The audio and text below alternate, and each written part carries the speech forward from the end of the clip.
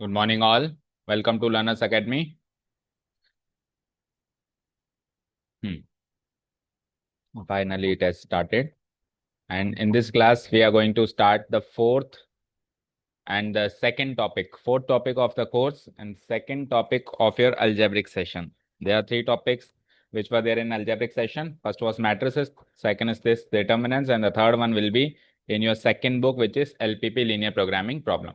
दूसरा टॉपिक है and algebraic session को फिर हम यहीं पे स्टॉप करके उसके बाद कैलकुलस में एंटर करेंगे from the next chapter onwards. तो ये भी मैट्रिसेस की तरह छोटा सा एंड इजी सा चैप्टर है, totally dependent on what we have covered in matrices. सब कुछ उसी के आगे फर्दर की चीजें आएंगे, राइट। तो पहले शॉर्ट में बात करते हैं कि डिटर्मिनेंट क्या होता है। ठीक है, तो डिटर्मिनेंट बताओ, आप बताओ क्या होता है। आपने स्कूल में पढ़ा है थोड़ा बहुत। हम्म।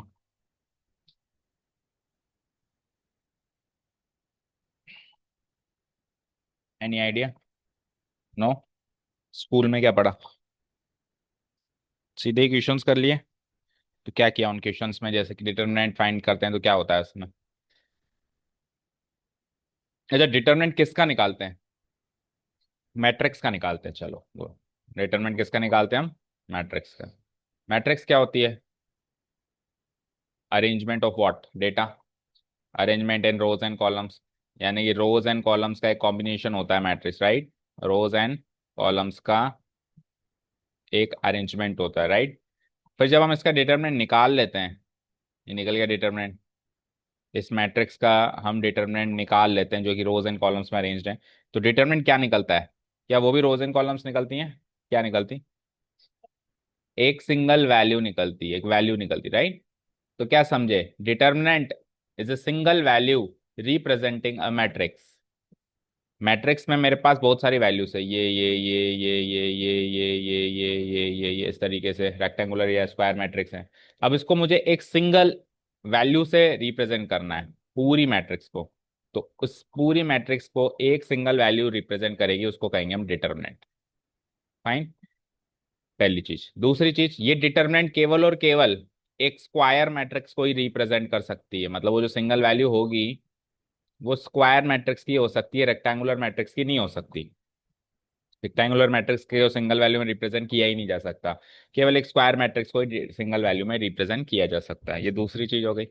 अब बात करते हैं कि स्क्वायर मैट्रिक्स तो फिर कौन कौन सी स्क्वायर मैट्रिक्स कौन कौन से ऑर्डर की हो सकती है? 1 by 1, 2 by 2, 3 by 3, 4 by 4, 5 by 5 and so on. इस तरीके से square matrix different different order की हो सकती है।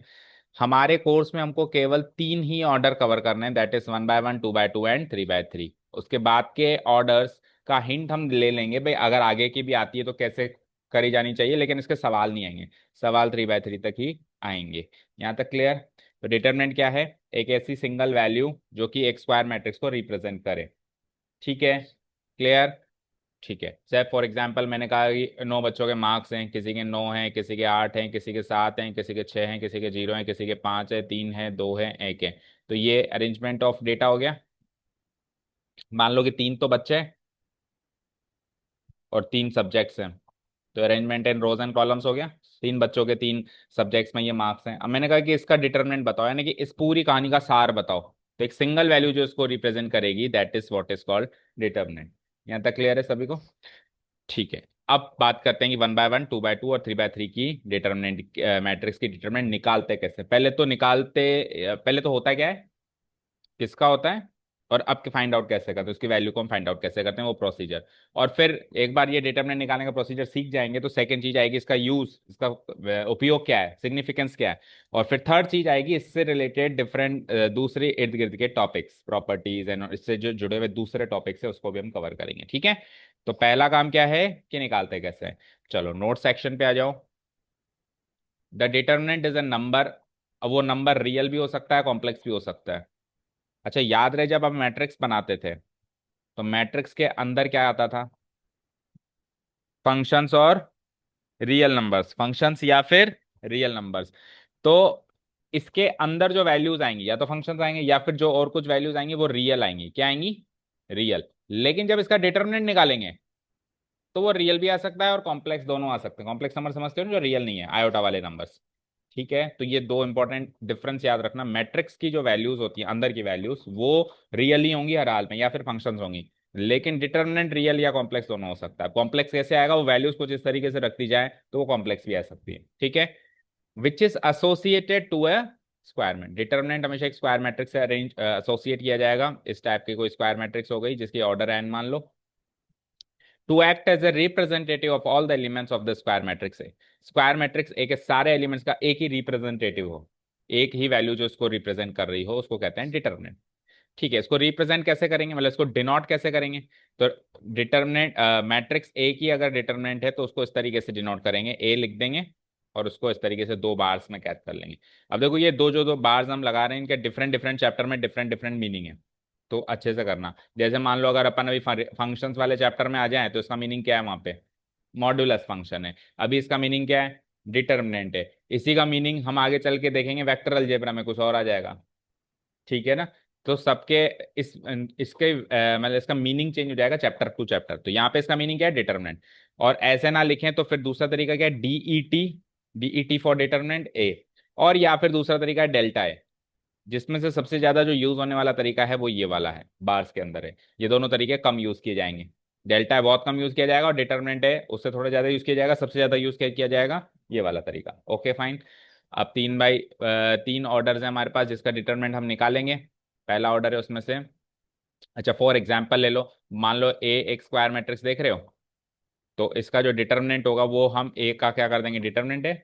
या फिर ऐसे लिख दो, या फिर अगर मान लो कि हमने इसको लेटर से नहीं मार्क करना, जो मैट्रिक्स है वो मैट्रिक्स का ही डिटर्मिनेंट रिप्रेजेंट करना है, तो हम जो ये रेक्टेंगुलर ब्रेसेस हैं इनको कन्वर्ट करके सीधे बार्स में चेंज कर देंगे। बाकी अंदर की वही वैल्यू सेम टू सेम, जैसे एबीसीडी था तो एबीसीडी। तो ये रिप्रेजेंटेशन का तरीका है, फाइंड आउट करने का तरीका अभी भी नहीं पता चला, अब वो नेक्स्ट टॉपिक से हम पढ़ रहे हैं। तो तीन ऑर्डर है हमारे पास, ऑर्डर 1 2 3। सबसे पहले ऑर्डर 1 की डिटर्मिनेंट कैसे निकालते हैं? तो ऑर्डर 1 की डिटरमिनेंट वेरी इजी। ऑर्डर 1 की जो स्क्वायर मैट्रिक्स होती है उसमें एक ही एलिमेंट दिखाई देगा, मानते हो? तो वो वही एलिमेंट उसका रिप्रेजेंटेटिव होगा। जैसे मान लो कि एक एक टीम में मान लो 5 खिलाड़ी है, तो कैप्टन उनमें से एक बनेगा। मान लो 10 है तो भी एक बनेगा, 11 है तो भी एक बनेगा। अब इस केस में तो कैप्टन कौन बनेगा नहीं पता लगाया जा सकता, लेकिन टीम में एक ही खिलाड़ी है तो 100% वही कैप्टन बनेगा, वही रिप्रेजेंट करेगा अपनी टीम को, वन मैन आर्मी। ठीक है, तो ये ए जो है यही डिटरमिनेंट होगा, कोई दिक्कत ही नहीं है ऑर्डर 1 वाली डिटरमिनेंट में। चलें ऑर्डर 2। अब ऑर्डर 2 में कितने एलिमेंट्स होंगे मैट्रिक्स में? 4। तो अब उन 4 में से कैसे क्या कॉम्बिनेशन हो उसको डिटरमिनेंट निकालने का। So determinant of order 2 is the next topic. Let A be a matrix, square matrix of order 2, then determinant A बोले पढ़ेंगे हम इसको। उसको निकालने के लिए हम क्या करेंगे देखो, हम दो तरीके के मूवमेंट करेंगे, एक तो होगा डायगोनल मूवमेंट और एक होगा हॉरिजॉन्टल मूवमेंट। जब अपन डायगोनल मूवमेंट करेंगे तब अपन गुणा करेंगे, और जब अपन हॉरिजॉन्टल मूवमेंट करेंगे जब अपन सब्ट्रैक्शन करेंगे। ठीक है, तो देखो यहां से अपन डायगोनल मूवमेंट गए तो ये गुणा हो गया, A11 वाला एलिमेंट A22 वाले एलिमेंट से गुणा हुआ। फिर ये हॉरिजॉन्टल मूवमेंट हुआ, वापस इधर आया तो हम, तो माइनस लग गया। फिर वापस डायगोनल मूवमेंट गया, किस किसका? इसका इसका। तो A21 minus A1, A21 into A21 हो गया। समझ आया? ठीक है, तो यूं जाना है, यूं यूं यूं। तो जब आप यूं जाएंगे तो गुणा करेंगे, यूं जाएंगे तो माइनस करेंगे, फिर यूं जाएंगे वापस गुणा करेंगे, और उसको अरेंज कर दें तो पहले इन दोनों का प्रोडक्ट फिर इन दोनों का प्रोडक्ट माइनस, यानी डायगोनल एलिमेंट्स के प्रोडक्ट का डिफरेंस। ये डायगोनल एलिमेंट्स हैं, इन दोनों का प्रोडक्ट करो, इन दोनों का प्रोडक्ट करो और उनका डिफरेंस करो। ठीक है, क्लियर है? तो ये हो गया ऑर्डर 2 2 का डिटरमिनेंट, कोई दिक्कत नहीं है। ऐसे भी याद रख सकते हो कि 1 1 2 2 सेम सेम आ रहा है, और फिर 1 2 2 1 1 2।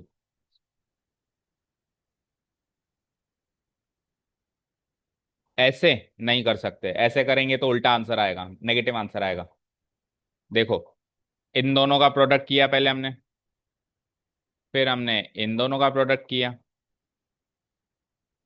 अब प्रोडक्ट तो जैसे इसको इससे करो, इसको इससे करो, इसको इससे करो, इसको से, एक ही बात है। लेकिन जब हम माइनस कर रहे हैं तो पहले वाले प्रोडक्ट में से दूसरा वाला प्रोडक्ट माइनस करें या दूसरे वाले में से पहला करें, दो अलग अलग आंसर आएंगे। तो जो फॉर्मूला है वो पहले वाले प्रोडक्ट में से दूसरे वाले प्रोडक्ट माइनस करना। अब आप कह रहे हो इसमें से इसको माइनस कर दें तो जो पिछला आंसर आया था उसका नेगेटिव आंसर आएगा नहीं आएगा? ठीक है, तो आप ऐसे याद रखो कि मैट्रिक्स के अंदर ओरिजिनल डायगोनल एलिमेंट तो यही होते हैं। वैसे रेक्टेंगल के अंदर दो डायगोनल होते हैं, स्क्वायर के अंदर दो डायगोनल होते हैं, लेकिन मैट्रिक्स की दुनिया में तो यही वाले डायगोनल एलिमेंट्स है ना जिसमें आई और जे बराबर है। तो उसको पहले लेना है जो ओरिजिनल डायगोनल है, और जो ओरिजिनल नहीं है उसको बाद में लेना है। ठीक है, 1 बाय 1 याद हुआ, 2 बाय 2 याद हुआ।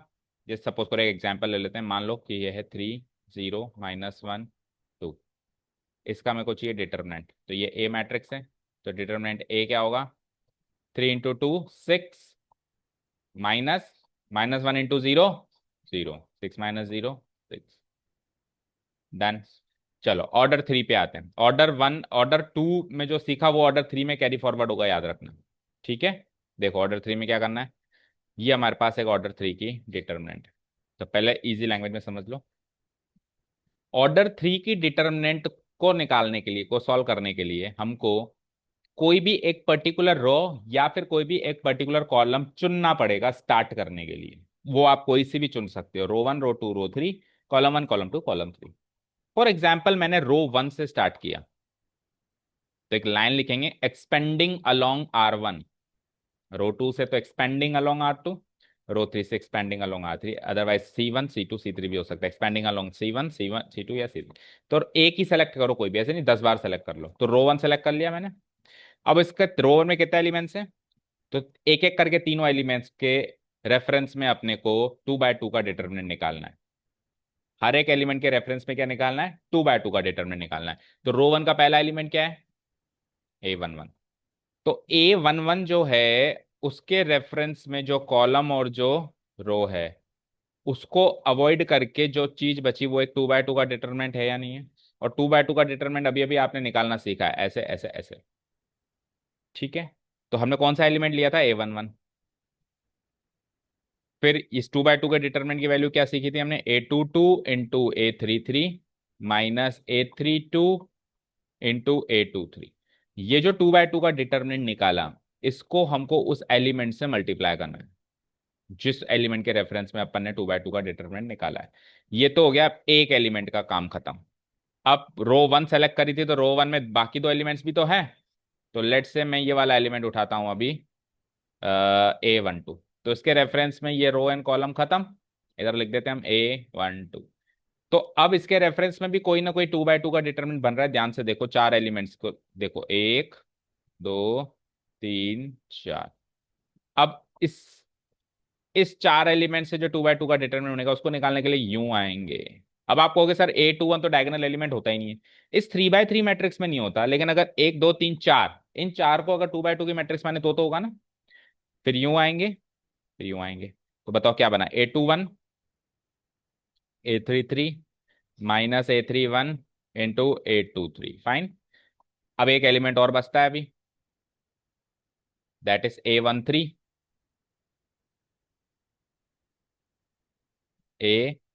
इसके रेफरेंस में रो एंड कॉलम गई, ये साफ साफ 2 बाय 2 का डिटरमिनेंट दिख रहा है, A13 मल्टीप्लाई, हाँ, क्या क्या क्या करूंगा बताओ, A21 dot A22 minus, sorry A31 dot A32 minus A31 dot A22।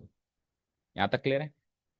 अब ये करने के बाद क्या करना है, जो एलिमेंट हमने बाहर निकाला है उसमें जो आई और जे की पोजीशन है, ये और ये और ये और ये, इन इन पोजीशंस को जोड़ के देखना है। तो 1 + 1 क्या होता है, 1 + 2 क्या होता है 3, और 1 + 3 क्या होता है 4। ये हमेशा इस सीक्वेंस को फॉलो करेंगे, जैसे ये इवन ऑड इवन, या फिर अगर इवन से स्टार्ट हुआ तो ऑड इवन, और अगर ऑड से स्टार्ट हुआ तो ऑड इवन ऑड, हमेशा ये सीक्वेंस फॉलो करेंगे क्योंकि अब लाइन वाइज तो ले रहे हो। या तो स्टार्ट इवन से होगा और बीच में ऑड आएगा, फिर इवन पे खत्म होगा, या फिर स्टार्ट ऑड से होगा बीच में इवन आएगा ऑड। हमेशा ये सीक्वेंस, ऐसे कभी भी नहीं होगा कि दो ऑड लगातार आ जाए, है ना, या दो इवन लगातार आ जाए, अल्टरनेट तरीके से आएंगे। अब इवन के केस में तो मुझे कुछ नहीं करना, लेकिन ऑड नंबर जहां पे आया, यहां आया, उसका नेगेटिव कर देना है।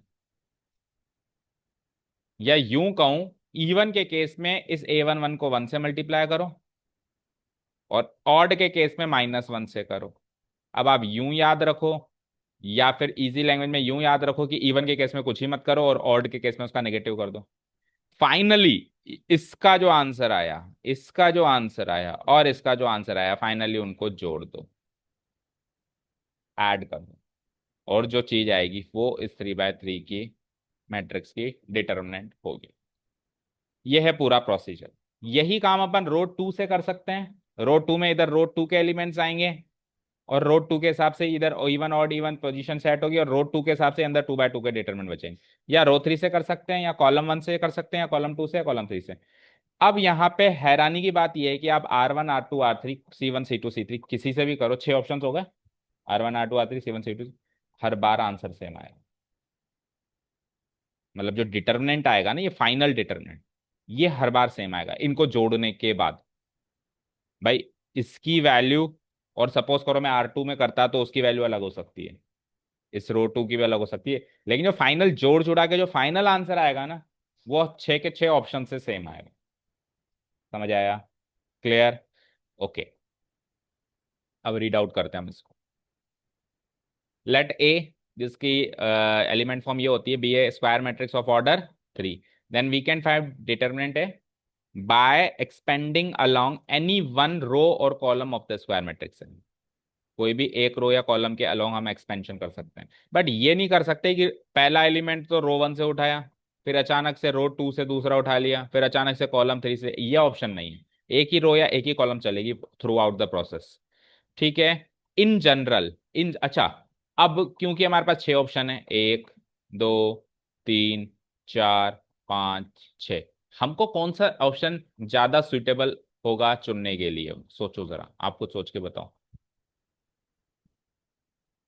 ये तीन जैसे ये तो रो वन के अलॉन्ग एक्सपेंड किया था अपन ने, रो टू के लिए से करना सही रहेगा, या रो थ्री से, या कॉलम वन से, या कॉलम टू से, कॉलम थ्री से? वैसे तो सबसे आंसर सेम आएगा, बट एक स्ट्रेटेजी रेडी करते हैं ना, रो वन से हमेशा सही रहेगा। तो हमको वो रो या वो कॉलम चुनना चाहिए जिसमें मैक्सिमम नंबर ऑफ जीरोस हो। ऐसा क्यों? मान लो कि A1 इस पहली रो में ये दो एलिमेंट जीरो हैं, तो ये जीरो, ये zero, zero into this zero, zero into this zero, तो ये पूरा खत्म। कुछ करना ही नहीं है, केवल एक एलिमेंट के हिसाब से एक्सपेंड करना। और दो जीरो हैं तो दो के हिसाब से करके तीसरे को नहीं करना। तो मैक्सिमम नंबर ऑफ जीरोस जो हैं उस रो या कॉलम को सेलेक्ट करेंगे तो हमारा काम जल्दी आएगा, आंसर तो सेम ही आना है। और एग्जाम में इस तरीके से नहीं कहेगा कि आप इस रो से ही करो या इस कॉलम से ही करो, वो ऑप्शन देगा। You can select your option, you can find determinant by any, using any of the option. तो क्या लिखा हुआ है? In general we should select that row और कॉलम फॉर एक्सपेंशन। जनरली हमको उस रो या कॉलम को सेलेक्ट करने, एक्सपेंड करने के लिए सेलेक्ट करना चाहिए which contains the maximum number of zero, जिसमें मैक्सिमम नंबर ऑफ जीरो है। अच्छा जी, अगर रो वन से एक्सपेंशन करें तो ये फॉर्मूला बनेगा, अभी अभी बनाया था। अगर रो टू से करें तो उसके अंदर सेट कर लो, रो टू के तीन एलिमेंट्स ये होंगे, और रो टू स्टार्ट ऑड से होगा, फिर इवन ऑड, और फिर 2 बाय 2 के डिटरमिनेंट ये बनेंगे। इस तरीके से ही आ जाओ, कॉलम वन आ जाओ। ये आ गया कॉलम वन, ये आ गया कॉलम टू। ठीक है। देखो जैसे कॉलम वन से एक्सपैंड करके देखते हैं हम, हमारा मैच होता है क्या? ये कॉलम वन है, तो कॉलम वन में ये होगा। तो कॉलम वन के एलिमेंट्स बताओ, A11, A21 and A31। Even odd even देखो तो वन वन इवन हो गया, इवन से स्टार्ट है तो वन माइनस, बस पहला चेक कर लो, क्योंकि पहला अगर इवन है तो दूसरा ऑड होगा ही होगा, और तीसरा अगेन इवन होगा। बार बार चेक करने की जरूरत नहीं, 1+1 2+1, पहला चेक कर लो बस।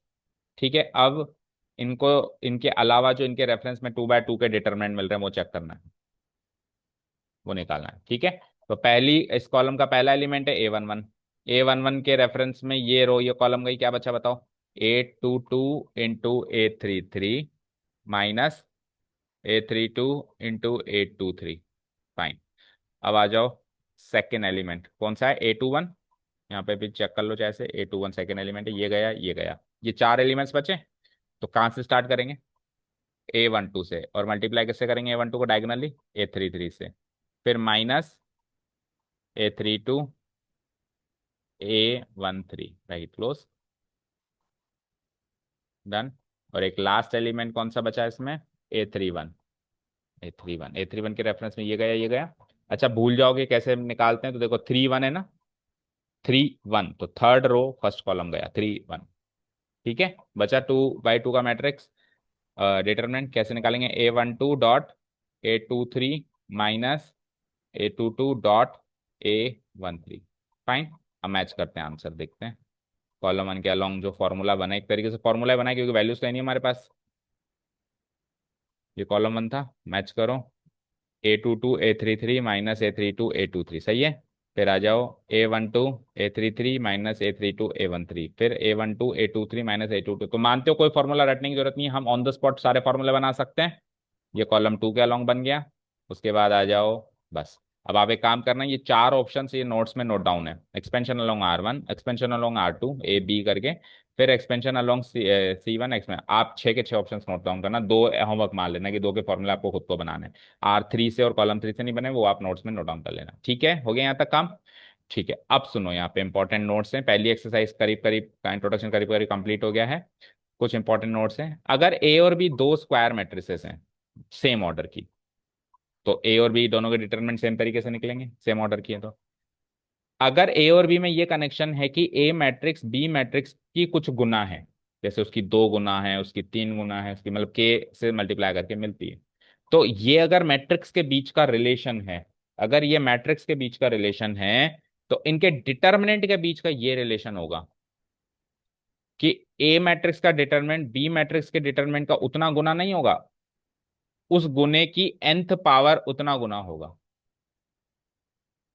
फॉर एग्जाम्पल, मान लो कि ये है ए मैट्रिक्स और ये बी मैट्रिक्स की मान लो तीन गुना है, तो जो इसका डिटरमिनेंट होगा वो बी के डिटरमिनेंट का भी कुछ गुना होगा, क्योंकि ये बड़ी है ये छोटी है, तीन गुना है उसकी, तो इसका डिटरमिनेंट इससे छोटा, लेकिन कितना गुना होगा सर?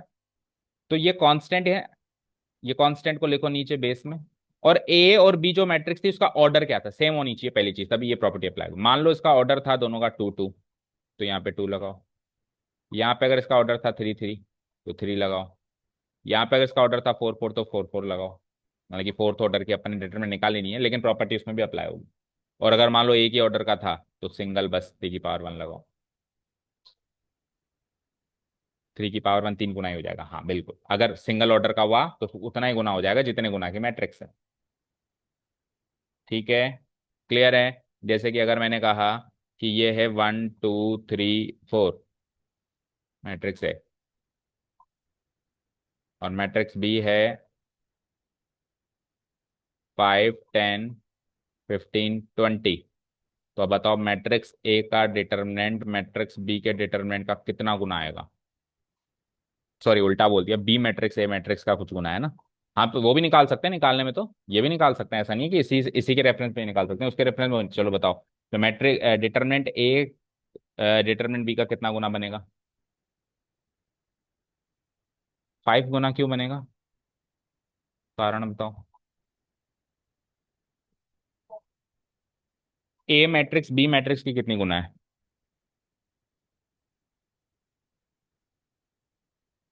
बी मैट्रिक्स का 5 गुना करूं फिर मिलेगी ए मैट्रिक्स 1/5 टाइम्स। तो जितना गुना है वो तो कांस्टेंट लगा लो बाहर। और अब इन दोनों का ऑर्डर क्या है? 2/2, तो इसका पावर लगाओ 2। तो 1/5 का स्क्वायर क्या हो गया? 1/25, तो इसका 1/25 टाइम्स होगा B mat B A determinant B determinant. ठीक है, क्लियर है। और यूं ही बी को ए से कंपेयर करें तो वो होता 5 का स्क्वायर, यानी 25 गुना बन जाता, क्योंकि ये इसका 5 गुना। क्लियर है अभी ये? ठीक है। अब यहाँ पे एक इंपॉर्टेंट नोट और देखो, द डिटर्मिनेंट, ये समझ गए, डिटर्मिनेंट ए इज k⁻। अच्छा, ऐसा क्यों होता है वो भी सुनो, फटाफट से सुनो। मान लो कि मेरे पास एक डिटर्मिनेंट है, this this this this this this this this this, इस इसका डिटर्मिनेंट कुछ भी आ गया मान लो। अब इस पूरी मैट्रिक्स को मैंने क्या किया, डिटर 3 से गुणा कर दिया, तो 3 हर एक एलिमेंट में गया। लेकिन डिटरमिनेंट तो हर एक रो या हर एक कॉलम से एक्सपेंड होता है। तो मान लो इस रो से एक्सपेंड हुआ तो उसमें से एक 3 गुना बाहर निकला, इस रो से एक्सपेंड हुआ तो उसमें से एक और 3 गुना बाहर निकला, और इस रो से एक्सपेंड हुआ तो इसमें से एक और 3 गुना बाहर निकला। तो मैंने तो मैट्रिक्स को 3 गुना ही किया था, लेकिन डिटरमिनेंट 27 गुना हो गया, क्योंकि डिटरमिनेंट पूरे एलिमेंट से नहीं निकलता, एक एक रो से निकलता है या एक एक कॉलम से निकलता है। समझ गए? ऐसा नहीं है कि अगर मैट्रिक्स 3 गुना है तो डिटरमिनेंट भी 3 गुना है, डिटरमिनेंट 27 गुना हो चुका। क्लियर है ना? हाँ। दूसरा इंपॉर्टेंट नोट क्या है, the determinant of A skew symmetric matrix. Skew symmetric matrix क्या सीखी थी हमने, जिसमें ए बराबर माइनस ए बराबर 80 हो, है ना, ए डैश हो। तो अगर एक स्क्यू सिमेट्रिक मैट्रिक्स है जो ऑर्डर 3 है, उसका डिटरमिनेंट हमेशा 0 होगा। इसका प्रूफ देखो क्यों होगा। देखो, अगर हमारे पास एक स्क्यू सिमेट्रिक मैट्रिक्स है तो ये लिख सकता हूं मैं गिवन पॉइंट में। अब मैं क्या करूंगा, इस इक्वेशन में बोथ साइड्स ले लूंगा डिटरमिनेंट, इधर भी इधर भी। तो ये क्या हो गया, ए ट्रांसपोज का डिटरमिनेंट। अब मुझे बताओ, किसी मैट्रिक्स का डिटरमिनेंट और उसी मैट्रिक्स के ट्रांसपोज का डिटरमिनेंट करें तो कुछ डिफरेंस आएगा क्या? सोच के देखो।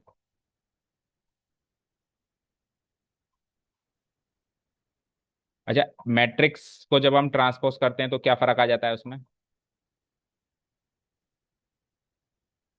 मान लो इसको मैंने रो वन से एक्सपेंड किया है, तो वो रो वन इधर कॉलम वन बन के बैठी है, तो आप उसको कॉलम वन से कर देते तो भी वही वैल्यू आता।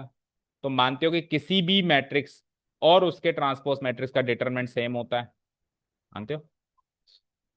तो हम क्या करेंगे यहाँ पे, जैसे ही हमने ये लिखा A transpose equal to minus A, तो इसमें जैसे ही हम taking determinants on both sides करेंगे, ऐसे ऐसे और ऐसे ऐसे, तो ए ट्रांसपोज का डिटरमिनेंट तो ए डिटरमिनेंट की बराबर है। और यहाँ पे ये -1 से मल्टीप्लाई हो रहा है, तो स्केलर से मल्टीप्लाई हो रहा है, तो -1 को बाहर निकालो। और ऑर्डर क्या है इसका, 3। जो ऊपर वाला लॉजिक लगाओ ना, के को बाहर निकालो, और उतने टाइम्स हो जाएगा डिटरमिनेंट ए का। तो -1 की क्यूब यानी कि -a। तो determinant A equal to minus determinant A, इसको इधर लेके आओ, तो twice of determinant A equal to 0। तो डिटरमिनेंट ए इक्वल टू हो जाए। ठीक है, समझ आया? क्या समझे कि एक अगर 3 बाय 3 की मैट्रिक्स कभी भी दिख जाए और वो स्क्यू सिमेट्रिक दिख जाए, स्क्यू सिमेट्रिक का तरीका भी बताया था कैसे देखोगे, 0 0 0, ये इसका नेगेटिव, ये उसका नेगेटिव, और ये इसका नेगेटिव, इस तरीके से दिख जाए, तो अगर इसका डिटरमिनेंट पूछ ले, सीधे 0 लगाओ। उसका प्रूफ हमने यहाँ पे कर लिया। ठीक है, वही प्रूफ है, -1 का cube minus A determinant equal to. Clear है क्या? दोनों प्रॉपर्टीज क्लियर है? That's it, properties of determinant. ये सेकंड एक्सरसाइज है, और सेकंड एक्सरसाइज है जो है हमारी ओमिटेड है। तो सीधे थर्ड एक्सरसाइज पे चलेंगे, यानी कि नेक्स्ट टॉपिक जो हमारा होगा वो ये वाला होगा, एरिया ऑफ ट्राइंगल, है ना? तो ठीक है, इसकी एक्सरसाइज कल करेंगे हम, फर्स्ट एक्सरसाइज इंट्रोडक्टरी पार्ट की, और उसके बाद फिर सेकंड एक्सरसाइज। फर्स्ट एक्सरसाइज छोटी सी है, तो अगर कल जल्दी, आज तो हम लेट स्टार्ट कर पाए, कल टाइम से स्टार्ट करेंगे, तो अगर हमने आधे घंटे में एक्सरसाइज कर दी तो छोटी सी है, 4.1 तो हो जाएगी आधे घंटे में मोस्ट प्रोबेबली। तो अपन जो ये सेकंड एक्सरसाइज का इंट्रोडक्शन है, ये भी मोस्ट प्रोबेबली कल ही कर देंगे। ठीक है, चलो, thank you so much for listening to us, have a nice day, keep learning and